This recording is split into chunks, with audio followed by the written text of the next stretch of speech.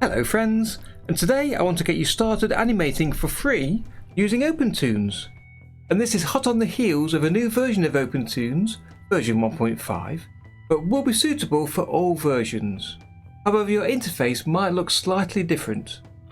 And if you haven't tried it out yet, you can find a link to the download in the description below. But if you're struggling with the install or want tips for upgrading from a previous version, I've got a video showing how I installed it. And that's linked above and in the description below. So today I want to show you a simple workflow to create a bouncing ball animation. And I'll explain the core concepts of OpenToonz so that you understand what you're doing from the start, to be able to draw, animate and render out a video file to share with your friends. So buckle up and let's go! So when you first run OpenToonz, you'll be presented with this screen. But at the front, you see the startup dialog, and here's where you create a new project, a new scene, or load a previously created scene. And this is the first core principle to understand. A project is just a way to group a number of scenes, and each scene must be associated with a project. And it's actually the scenes that hold your drawings timed out to create your animations. And you can use the default sandbox project, but I always recommend new users to create a new project each time they want to start a new scene, so that each scene initially is in its own separate project. And then as each project is created on disk in its own folder, you can delete the project folder to remove an old project, or you can zip it up to share it with someone else, so they can look through your drawings and animation to help with any problems, or to work on the animation with you. If you want more details about sharing projects and what's stored on disk, then you can find them in the link above and linked in the description below. So before you get started, it's handy to turn on the autosave feature, and that's at the bottom of this dialog. So just tick the box and set how often you want your scene to automatically save. And I find 10 minutes is about right. Okay, so let's create a new project. So we'll press the new project button. And here you can see where the project will be created in your OpenToonz Stuff projects folder. And we'll ignore all of these options at the bottom and just type in a project name.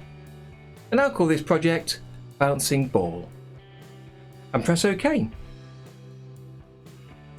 And now you see the current project here is changed from the sandbox to Bouncing Ball, ready for creating our scene in. So let's name our scene, and I'll just call this Ball. And below this you can see the initial options for this scene. So you can see where the scene file is saved within the project.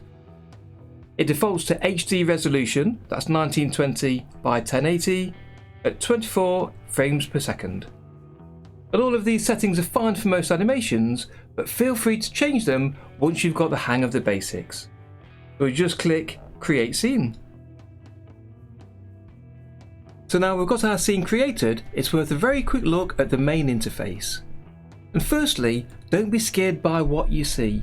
It's easy to be overwhelmed by the look of the interface, but just take it one step at a time. And to make it easier, the interface is separated into different rooms when working on different parts of your animation. So initially, we're in the drawing room, as you can see at the top right here. And there's also rooms for cleanup, editing the palette, doing ink and paint, organising your animation keys, the schematics, a separate view for the egg sheet, a room to organise automated tasks, and a browser room to help organise your files. And each room is made up of a number of windows relevant to that task. So most of the time you'll spend your time in this drawing room, where we've got the drawing area here in the centre, called a viewer, the timeline at the bottom, the palette just above it, and the colour editor at the top, with the level strip down the right and a toolbar down the left.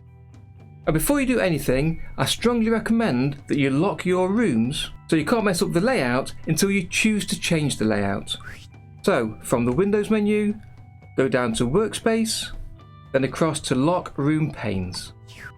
And now feel free to resize any of the panels by clicking and dragging on the edge of their area. to fit the layout that suits you best.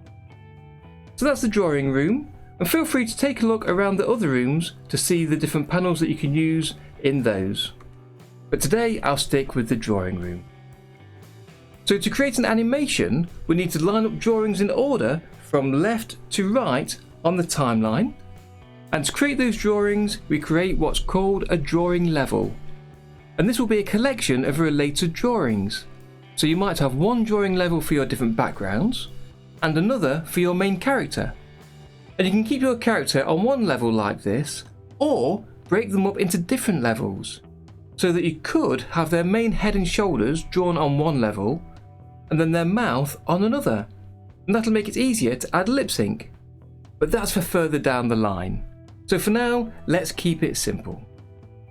And there's lots of ways to create a drawing level, but I suggest using these 3 buttons on the toolbar above the timeline here. And there's 3 level types. There's a vector level, a raster level, and a Toonz Raster level. So let's start with the easiest to understand, and that's the standard raster level with this button here in the center. So just click that, and after clicking on a new level button, you'll see this dialog. And on it, you'll choose the size of your drawing, which initially is shown in millimeters, but you can change that in the preferences to show in pixels. But the default size of a level is the same size as your scene that you set in the scene setup dialog at the beginning. And in most cases, this is fine. But if you want a larger drawing, you set it here. And you can name this level if you like at the top here. And the name here will be the name of the file on disk in your project folder that we mentioned earlier. So it does need to be unique amongst all your other levels. So I'll name this BG for the background. And then press OK. And you'll see the first drawing appear here on the timeline. So a raster level is just like any other raster or bitmap format that you'll find in any other drawing program. And it's just an image that you build up by applying colour. So let's choose the brush from the toolbar at the top left here. And then immediately the tool options bar at the top of the screen shows all the options for the brush tool. I want to make the brush larger for now, so I can simply increase the size of this first slider, and you can set a minimum and maximum size. So if I draw with that lightly, you get a thin line, and press on harder, you get a thicker line. So I'll just undo that by pressing Ctrl+Z. And let's just make this brush larger, like that. So by creating a drawing level over here in the colour palette, you can see that you've got 2 colours initially. The first one is a special colour, and that's used only for erasing, and you can't edit or delete it. And the second one starts as black, and you can change the colour, but you can't delete this either. So I always recommend creating your own palette entries for the colours that you might want to change. And to create a new palette entry, you just click the plus button here in the palette list. And that'll duplicate the colour you had selected previously. And with that selected, you can now just click in the triangle above to lighten it. And then in the shape on the left, you can choose a new colour just by clicking and dragging. And then when you're happy, just change the size of the brush and start painting.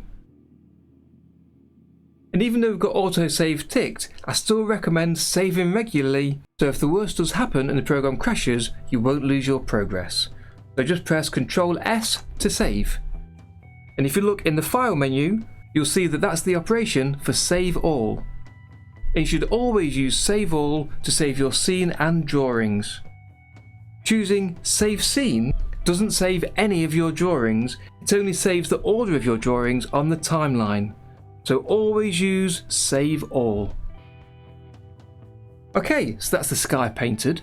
And then to paint with another colour, we can either just change the colour of this palette entry by clicking in one of the colour areas at the top. So if I change it to green for instance, and then we can start painting again. And changing the palette entry colour doesn't affect the blue colour I've already painted on screen, not for the standard raster level. But I find it best to leave that colour in the palette so that you can more easily get back to it. So if I press Ctrl+Z to undo that painting, and then press Ctrl+Z again to undo the colour change, and we're back to the blue colour for that palette entry. And then we can click the plus button again to create a duplicate of that colour, and then in this duplicated colour we can choose the colour for the ground. I'll make it green and make it slightly darker, and then paint that. And again, Ctrl+S to save.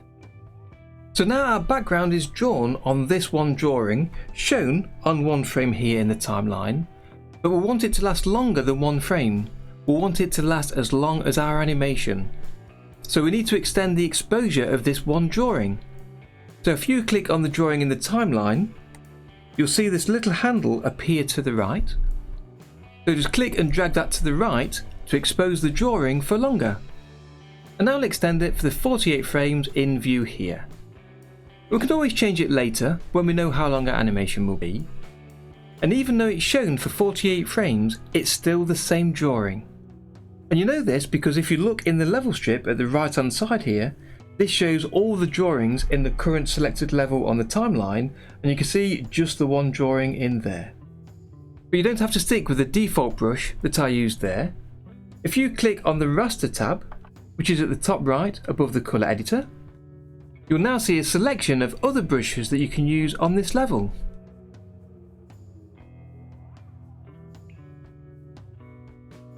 If I want to use the pencil brush here to sketch out my animation, and this is my favourite brush to use, I just need to create a new palette entry by clicking on the plus button and then selecting the pencil brush from the raster selection.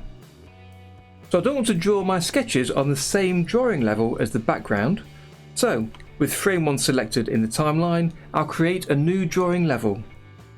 So just click the new raster level button, and this level I'll call sketch. And then press OK, and you'll notice that it created a new drawing for my first drawing in the sketch level above the background level. And this is where it's useful to think about what OpenToonz calls columns. And in reality, using the timeline, they're actually rows. But OpenToonz calls them columns because the timeline used to be vertical instead of horizontal. And you can still get to the vertical timeline in the X-Sheet room, but we'll stick with the standard timeline view here. But these columns can be thought of as layers, with the highest column on the timeline shown at the front, and columns below it shown behind. And once you work with effects, that doesn't quite hold true, but until then, thinking of these columns as layers is useful. And like drawing levels, you can name columns. So you can just double click over the name col1, and I can call this background. So that's my background column, and then again on the sketch column I'll rename this sketch. And there you notice a dialog just pop up that did the autosave. So I know my scene at this point has been saved. So while I'm in the sketch column with the pencil tool selected, if I change the colour back to black and then just scribble in the drawing, let me show you how to change the order of these columns. At the top of each column header here, you can see a darker line across the top, and if you click and drag that, you can move the sketch column here behind the background, and now the sketch is behind the background, you can't see it. So to move it to the front, you just click that line at the top of the column header and move it to the top. And one last thing, although I've got my background drawing level in this background column, and my sketch drawing in the sketch column, you can actually have more than one drawing level in each column. And this will be useful as your animations get more complex later. So, I want to sketch my animation in this new level, but the background painting is kind of in the way a little bit. So I can do a few things to help this. First, I can choose to hide the whole background column by clicking this button here that looks like the table that we're drawing on in the viewer, and that's the camera stand visibility toggle button. If I press that, the background disappears altogether, and you can bring it back by pressing the button again. And if you right click on it, you can show and hide other columns too, so I'll let you discover that in your own time. And with the background hidden, you can't see where your animation should go, so it's better to simply dim the drawings. And you can do this from this arrow drop down to the side of the header. If you press that, you can click and drag this slider labelled opacity. And that'll do nicely. So now I can see where I'm sketching and where items in the background are. So let's remove this scribble first, and we'll do that by clicking the eraser button. And again, you'll see the options toolbar change to show you the different options for this particular tool. And to find out what all of the options do, you can go to the help menu and look in the online manual. And that explains what each of the options are and exactly how you use them. But for now, let's just make the eraser larger, then erase as you would using a standard eraser. So let's draw the first drawing. So click the brush tool, I've got the pencil selected, and I'm going to draw a bouncing ball, so we'll start at the top of the bounce with the circle. And then to draw the next drawing, I can just click on the next blank frame in the timeline here, frame number 2, and then just start drawing again. But you can't see where the previous drawing was, so you can use your cursor keys to flip between the previous drawing by pressing the left arrow, and then back to the blank drawing by pressing right. And just flip between both to see where the drawing is, and this is a good way to draw. But I know some of you already know about onion skins, so you'd rather use those, and OpenToonz does have them. And you'll find them in the timeline header above the numbers. If you just hover your pointer above the frame number, you'll see the onion skin marker appear. And there's two types, the relative onion skin marker, and if you click that, you'll see it's shown with a line connecting it to the current frame, which means that as you change frames, the onion skin is shown for the previous drawing, one drawing away relative to the current frame. And the other marker is a fixed onion skin marker. If I turn that one off and then go up and turn on the fixed marker, now as I move to another frame, the onion skin doesn't change, it still shows the onion skin for the drawing on frame 1. So if I change that to show the relative onion skin marker for the previous frame, we can now draw on drawing 2 and see where the first drawing is. And we can continue like that, drawing the rest of the drawings through the animation. And this is known as straight ahead animation. But if I want to do traditional pose to pose drawing, where you draw extremes of poses and then in between them using the onion skin, let me show you that. So this is a repeating cycle of a ball bouncing. So the ball started at position 1, then it's moved down to land on the floor, and it's going to bounce back up to position 1 again. I want to draw from drawing 7 back to position 1. So to do that, I can do one of two things. Firstly, I can go to frame 8, show the onion skin marker for drawing 7 as well as drawing 1, and then on frame 8, I can just draw in between those two positions. And an alternative to this is I'll do for the drawing in between drawing 7 and drawing 8. If you select on drawing 7 and then click the little handle and expose drawing 7 for an extra drawing, I can then show an onion skin marker for the previous and following drawing and then draw in between those two, like this. And then again, from drawing 9 to drawing 1, I can do the same again. And then drawing 10 to 1, and then 12, and 13 at the top. And now let's play it to see the timing. So to play only these 13 drawings, we need to adjust the play markers. And that's these little triangles above the frame number, which currently go from 1 to 48. So I can just click the triangle play marker at frame 48 and drag it back to frame 13. And now when we press play, at the bottom of the viewer here, it'll play those 13 frames. But we want this as a repeating cycle, and it's easy to see it bouncing multiple times, so instead of pressing just the play button, if we press the loop button, it'll play that continuously. And that's playing at 24 frames a second, as you can see at the bottom of the viewer, but it's playing quite fast, so we want to slow it down. And there's two ways we can do that. The first way is to change the FPS of the viewer. So you can simply click the arrows to change the play speed, to find a more appropriate speed, and that's not too bad. And the second way is you can show the drawings for a different amount of time. So currently we're showing the drawings for 1 frame each. And if we want to show them for 2 frames each, we can select over them all and highlight them, and then press this button here labelled 2's. And that will change the exposure for each drawing to be shown twice. Like that. And then again, click and drag the play marker back to the end of the animation. If we adjust the FPS back to 24, where we were before, I'll hit save and then press the loop play. And I think that's a little bit too slow, so let's bring this back to be exposed on ones. So we'll highlight them all again and then click on the ones button. Let's adjust the play markers, change the frame rate back to 16, where we were before. And for this quick test, we'll use that speed there. So the FPS shown in the viewer is just the FPS you're viewing it at while you're editing your animation. So feel free to slow that right down just to get a feel for the movement of your animation. But the speed your animation is rendered out at was set at the beginning in your scene settings. And when you render, that's the value it'll use, not the value in the viewer here.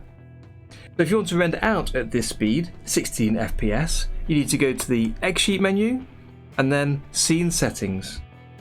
And then we can change the frame rate in there. And just close that dialog. So now it will render at 16 frames per second. So before we go any further, let's do a little bit of tidying up by reducing the length of the exposure of the background drawing. You can do that in 2 ways. The first way is to click and drag over some of the drawings and then press the delete key, and that removes them. And the other way is if you highlight lots of the drawings, you can then use the drag handle to reduce the exposure down to the correct length. So that's fine, we've now got a sketched animation, but we now want a neater ink line over the top. And for that, I'll use the second drawing level type, and that's the Toonz Raster level. So again, we'll click the new level button. And this time I won't name the level, I'll leave the default name here and the default size, and just press OK. And because I was on frame 13, you'll notice it's created the initial drawing on frame 13. And we'd like to move that back to frame 1. And to do that, again, like we did for the column header, you click and drag the little bar at the top of the drawing level, and then drag it back to frame 1. So the main difference between the Toonz Raster level and the standard raster level is that the Toonz Raster level has indexed colours, meaning that OpenToonz remembers which part of the screen you used which palette entries on.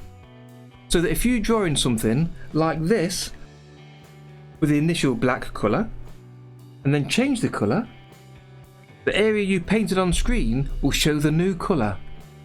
So you'll have to create a new palette entry for every colour. And the second difference is that OpenToonz remembers what is a line and what is a fill, but that's a detail for another time. So let's just undo this and draw a neater ink line over the sketch. And again, as this is a raster level, we can use the brushes in the raster section up here, but I'll use the default brush. And again, there's different options on the options bar, which I won't go through right now, but I will use the smoothing option, so I'll just increase that. And that'll make it easier to draw a smooth, neat line.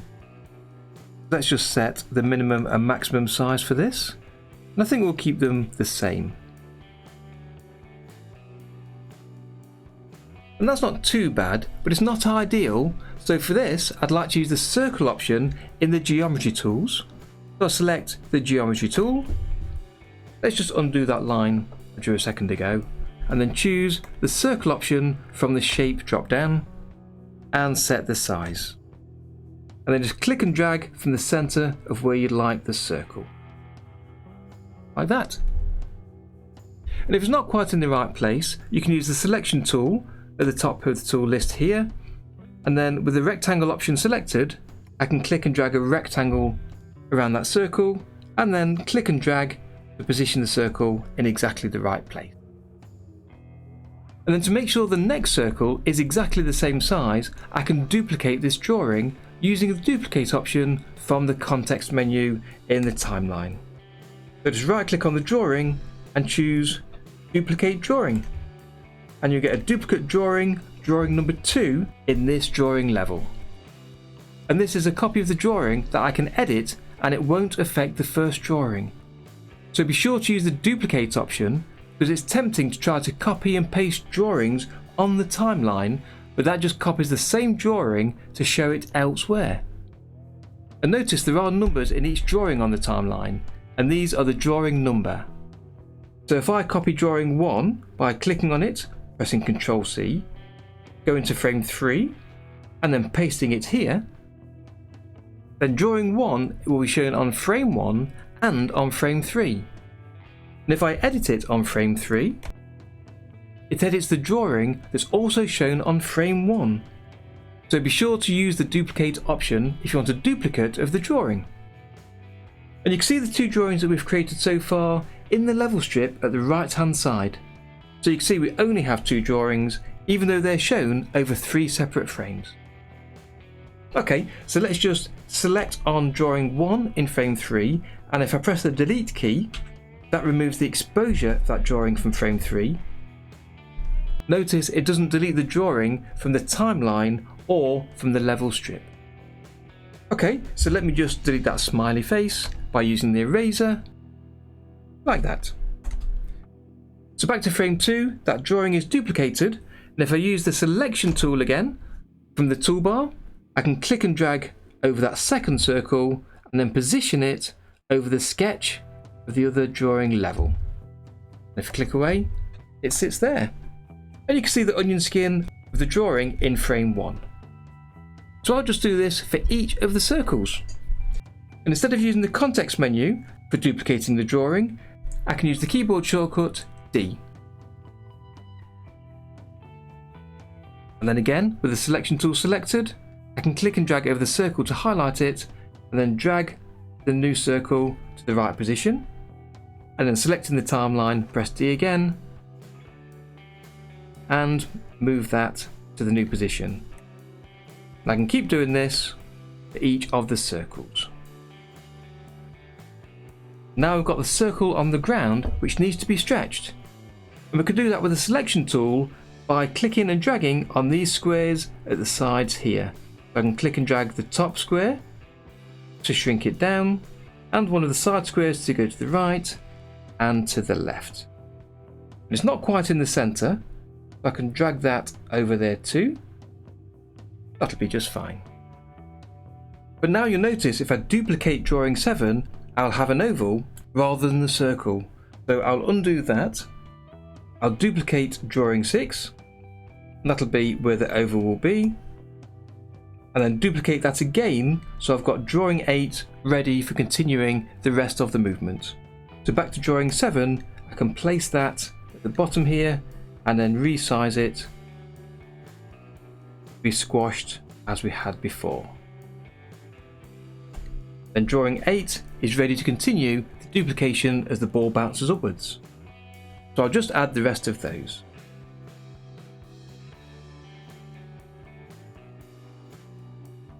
So that's the ink lines complete. So as I showed you before, let's just hide the sketch column by pressing this button here in the column header. And as I should have done earlier, let's rename the ink column. And then we'll press save all and hit loop play. And now we've got a much neater looking bouncing ball. And that's the ink lines completed, and now we just need to fill them in. And differently to some other drawing or animation programs, we fill the colour in on the same level as the ink lines. We don't create a separate fill level. So on the ink line level, I'll choose the bucket fill tool. I'll add a new colour by pressing the plus button. We'll choose a colour to fill with, and I'll just choose a bright red. And then with the toolbar options showing the normal type for fill and the mode type for areas, you can just click in the centre of the ink line and it'll fill. So I'll just do that for the rest of the other drawings too. And now that they're all filled, notice that you can still change the colour of the red colour palette entry. So if I bring it over here to blue, and the colour on screen changes in all of the other drawings as well. And this is one of the huge benefits of using the Toonz Raster level over the standard raster level, and is one of the reasons why I use this level type the most. But you might prefer to complete your animation in the final level type, and that's the vector level type.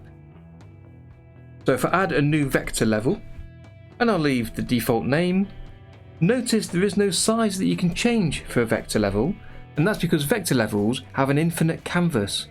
So you can not only draw inside the camera area, you can draw outside as large as you like. And again, as I was on frame 13, it creates the first initial drawing in frame 13. So we can click and drag that over to frame 1.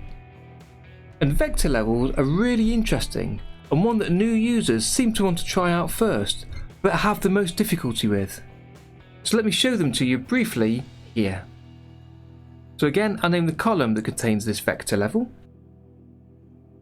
And if I hide the Toonz Raster level that I drew the ink line and the fill of the ball for, and then re-show the sketch level, as we just used in the previous level type, you've got the geometry options, so you could select on that, choose to create a circle, change its size, and again using the default colour black or creating a new palette entry, you can click and drag to create your circle. You can then use the selection tool, and it's set to the rectangular selection type by default. So you can click and drag a rectangle around the circle there. But instead, you can also click on the line to select it. And this is where vector levels are different from the two raster level types. All of the lines on a vector level are known as lines and can be edited as separate lines. And once selected, you can click and drag that circle to where you need it to. And again, you can select the drawing in a timeline and press D to duplicate it. And on the duplication, you can click and drag that line to the new position. And if you prefer to draw by hand, you can use the brush. And with smoothing turned up, you can draw a circle like that. But one of the major differences between the vector level and the other level types is that the lines and circles that you draw are actually mathematical formulas of what you want to draw, which means you can edit them in a different way. So here on the toolbar, you've got the control point editor.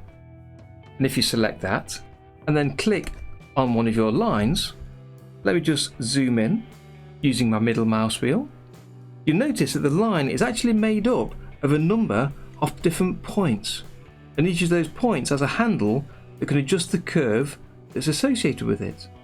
And you can edit your lines this way to make neater lines that join up better.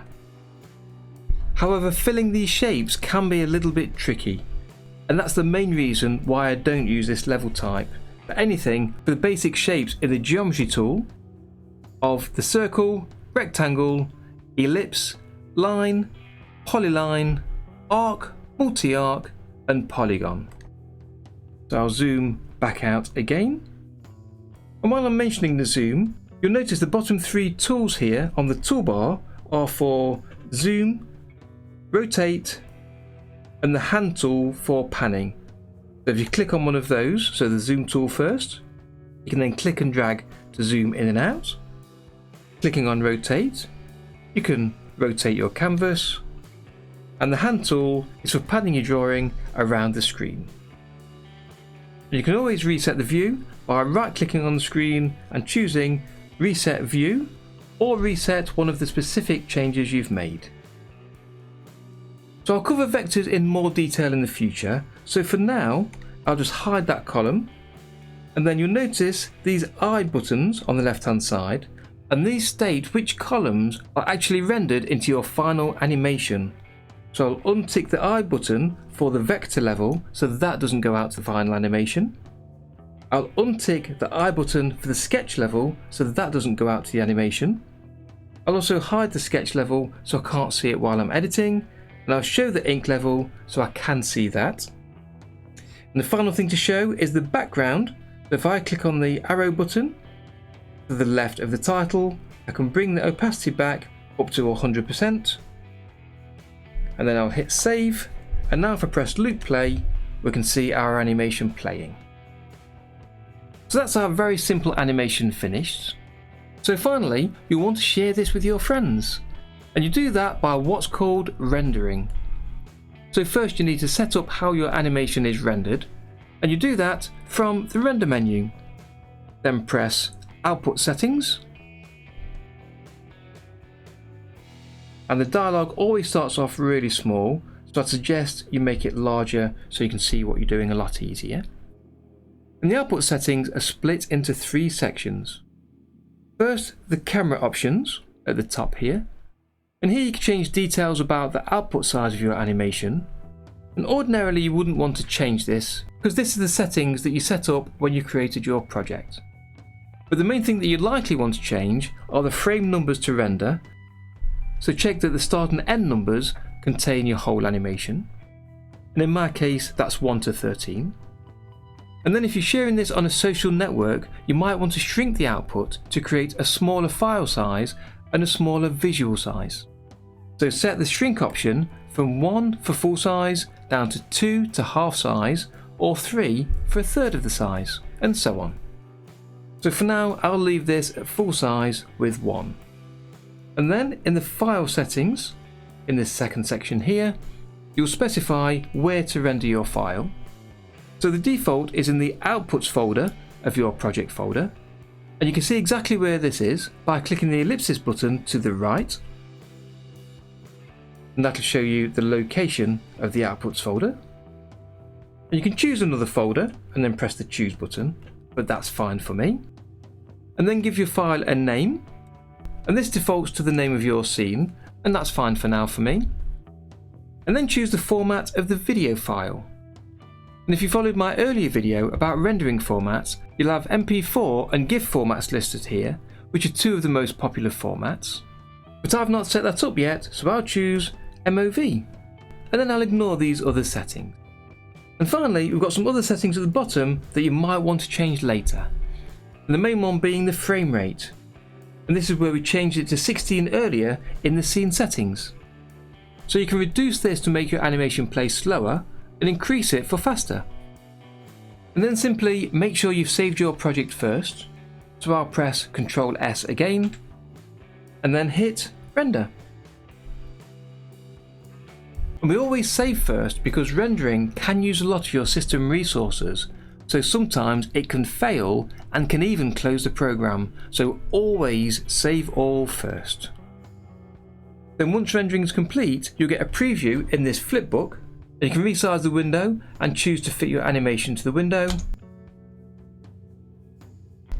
And play that.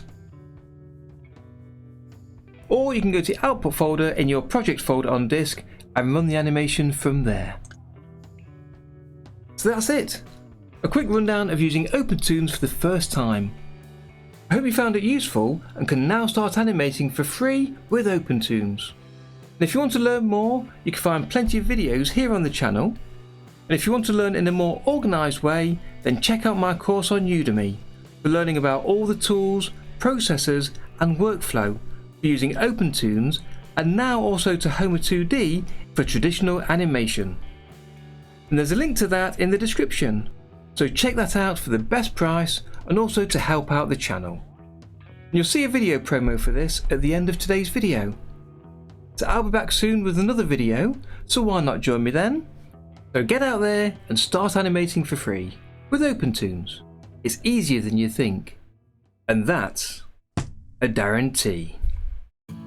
Have you always wanted to animate but didn't know how to start and software seemed expensive and difficult to use? Well, with OpenToonz, it's free, powerful, and once you know how, it's easy to use. And it's my mission to get you animating with it today. Hi, my name's Darren, and I've been teaching OpenToonz for the past 3 years, showing thousands of students just like you how easy it is to animate with. I'm cutting through the jargon to show that anyone can animate with it. And by the end of the course, you'll be able to animate traditionally using OpenToonz. And the course is designed for students brand new to OpenToonz, as well as those new to animation. So take a look at the free lessons I've offered below, and then why not sign up and join me animating traditionally with OpenToonz.